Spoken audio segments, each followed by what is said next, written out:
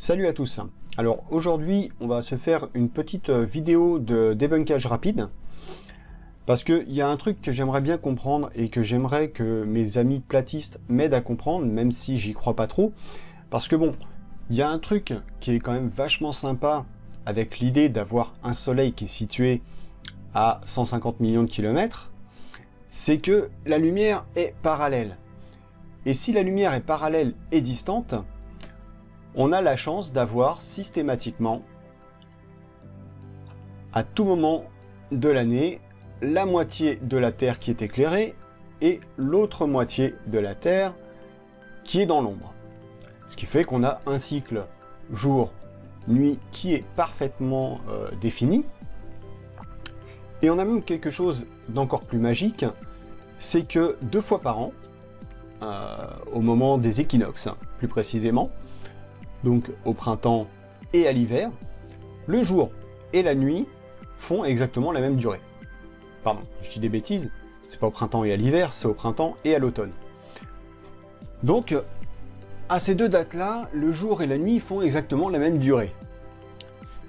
C'est-à-dire que on va avoir pendant 12 heures le soleil qui va éclairer l'endroit où on se trouve, et pendant 12 autres heures, on va avoir le soleil, la nuit exactement de la même manière. Donc ça, c'est quelque chose qui est facilement explicable sur une planète sphérique.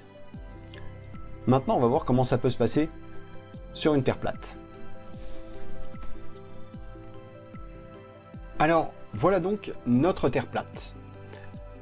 Ici, on a un système qui est à l'échelle. On a donc notre disque terrestre. J'aime bien cette appellation. Ce disque terrestre donc qui fait un rayon de 20 000 km, ce qui est logique. Juste au-dessus, ici, vous voyez l'orbite du Soleil telle qu'elle devrait être, en tout cas au moment de l'équinoxe, c'est-à-dire qu'elle est à la verticale de l'équateur.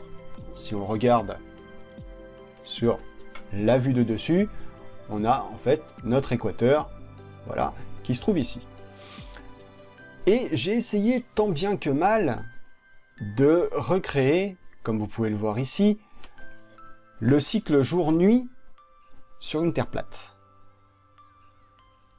Alors, quand je dis tant bien que mal, alors déjà, ce que je voulais vous montrer, donc, c'est que le système est à l'échelle.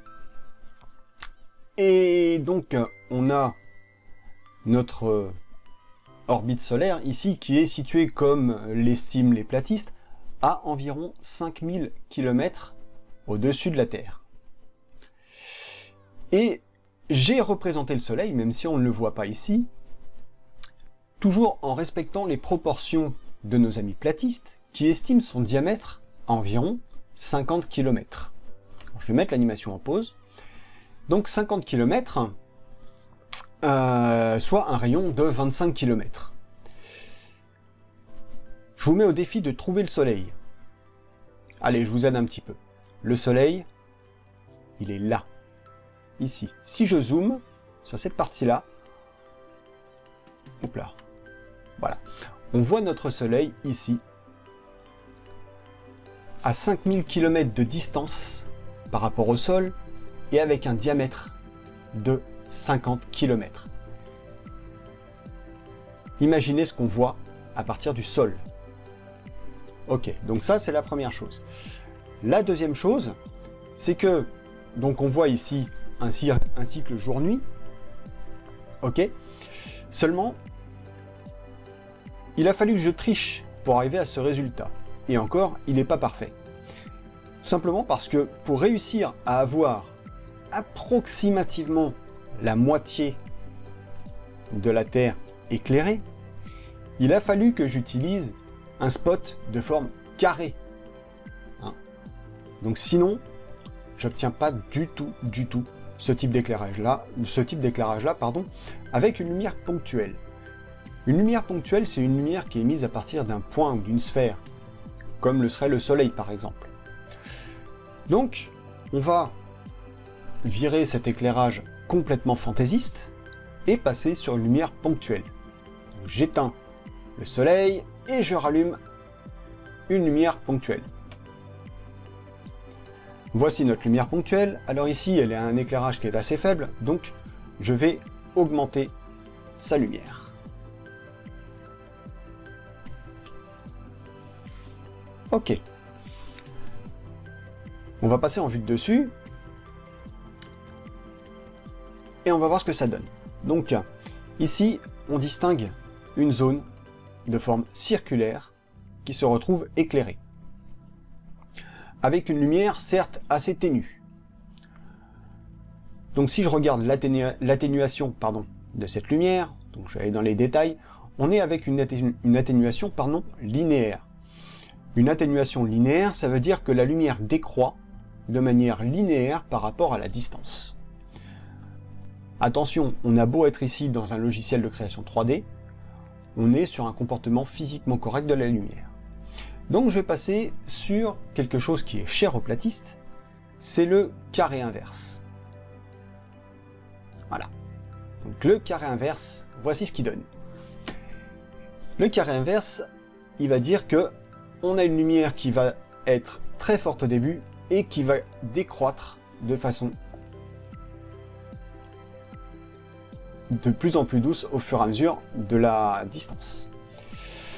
Alors qu'est-ce qu'on constate? Eh bien on constate que ici, toute la partie de la Terre est dans le jour. Alors je peux décroître la lumière ici. À chaque fois je vais avoir une lumière qui est quand même relativement correcte, qui est relativement uniforme, pardon. Donc, moi ça me plaît pas du tout, j'arrive vraiment pas à avoir quelque chose de cohérent avec ça, donc je vais repasser sur une lumière de type, une atténuation de type linéaire, et je vais essayer d'obtenir la moitié de la Terre éclairée avec ça. Et bien, comme vous pouvez le voir, c'est pas possible. Hein, systématiquement, on a soit plus de la moitié, soit moins. À aucun moment, par exemple, on va pouvoir avoir... Hop.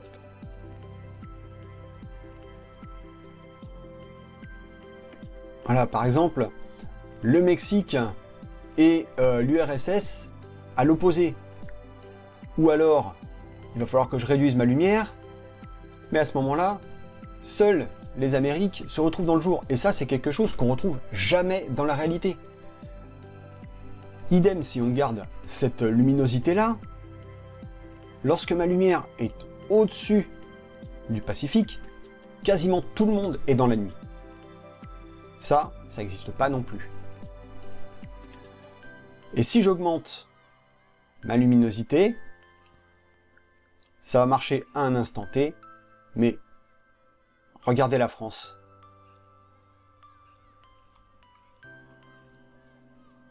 Et ouais, le soleil ne s'y couche jamais. Donc non, ça marche pas non plus.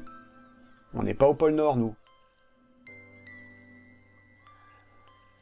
Voilà, donc moi j'aimerais bien que nos amis platistes nous expliquent comment fonctionne la lumière du soleil sur la Terre plate, parce que moi j'ai beau essayer, je trouve pas.